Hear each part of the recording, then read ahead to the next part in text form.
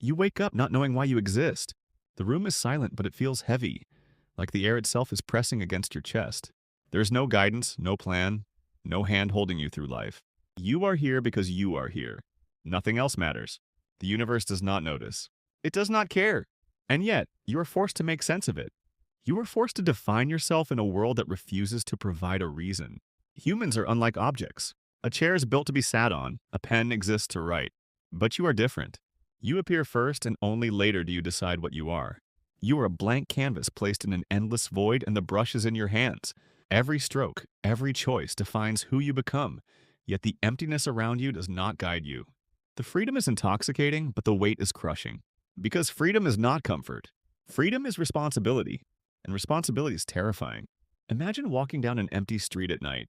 The streetlights flicker, casting long shadows that move like living things. Each shadow seems to whisper, telling you what you could have been, what you should have done, what you failed to choose. They are not lies. They are the truth of your existence staring back at you. You are condemned to be free, and that freedom has no mercy. Every path is yours, every step irreversible. There is no one to blame, no one to follow, no one to save you. The universe is silent, but its silence is loud. The stars above do not shine for you. The wind that blows does not care for your suffering. The absurd is all around you, the constant clash between your search for meaning and the meaningless world you inhabit. Imagine Sisyphus pushing his boulder, the rock always falling back, mocking every ounce of effort. That is your life in miniature. Endless, repetitive, devoid of inherent purpose. Yet you continue, because the alternative is to stop. And stopping is not an option, for you are alive. You think you can hide, pretend, lie to yourself. That is what they call bad faith. You tell yourself you have no control. You blame the circumstances, the people, the society, the world.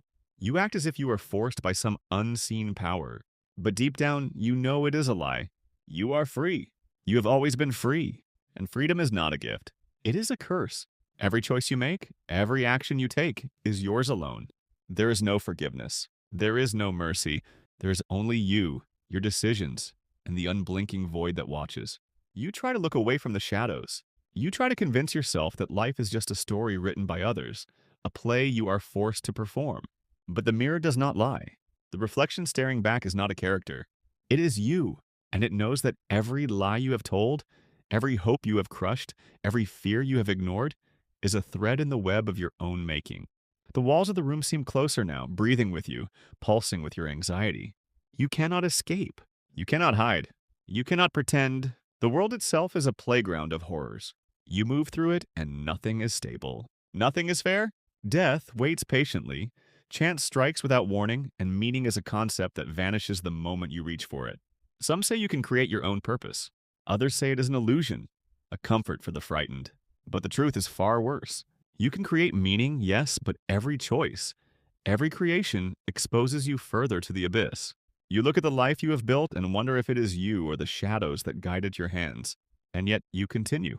You must, because to stop is to surrender to the silence. Kierkegaard called it a leap of faith.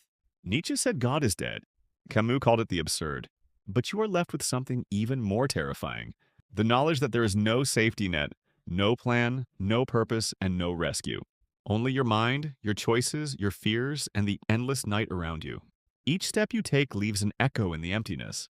You hear whispers behind closed doors, in the corners of empty rooms. You see shapes in the shadows, fleeting, distorted, almost human, almost you. Sometimes you feel a presence beside you, brushing your shoulder, and yet when you turn, there is nothing. Only the darkness and your own reflection staring back. The horror is not in monsters, but in the realization that your own consciousness can be the most terrifying prison of all. Simone de Beauvoir said that we are not born, but we become. Every day, every choice, every act of courage or fear shapes who you are. But sometimes the shaping is painful. You confront your own existence in the mirror and see the stranger that is you. A stranger who knows that every truth is yours to carry alone. Martin Heidegger called it being towards death. The awareness that your life is finite and every action is fleeting. You are confronted with your mortality, your isolation, your freedom, and the weight of every possible choice you did not make. The universe does not judge. It does not applaud. It does not care. Silence is its only response. Yet the silence is heavy, suffocating. Every corner you turn, every shadow you pass, every moment of doubt and fear is amplified. The heart races, the breath quickens, and the mind twists with possibilities. What if you are wrong? What if the life you are living is a lie you chose yourself? What if the freedom you cherish is a trap designed to mock you at every turn? And here comes the ultimate revelation. Life has no inherent meaning. There is no divine plan, no predetermined essence, no safety, no justice, no guidance. You exist, and that is all. The horror of freedom, the terror of responsibility, the weight of choice is yours alone to bear. Everything you love, everything you fear, everything you hope for is yours to define. And if you fail, there is no one to blame. The universe does not intervene. It does not care. It does not even notice. And yet you are alive. That is the cruelest part. That is the most terrifying truth. Because the moment you open your eyes, you are forced to confront the absurd, to define your existence, to step into the darkness without a map.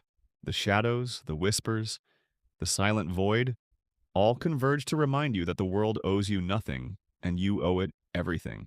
You are free, and in that freedom lies your greatest horror. And as you walk, you realize the final truth. The darkness is not outside you, it is within.